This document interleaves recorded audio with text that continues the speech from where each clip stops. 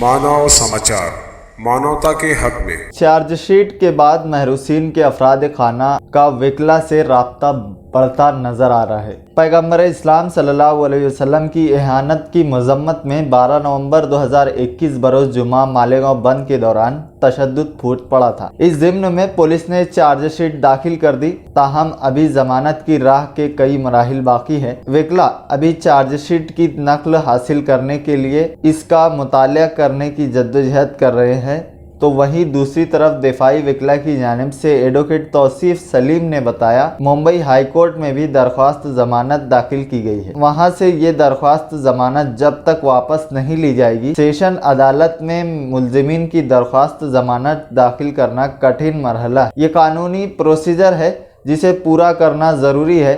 ऐसे में दरख्वास्त जमानत का अदखाल है और जल्द जमानत पर रिहाई के लिए अभी वक्त दरकार है। वहीं दूसरी तरफ महरूसीन के अफराद खाना का वकला से राब्ता बढ़ गया है। कल दिन भर मकामी अदालत में यही सूरत हाल नजर आई।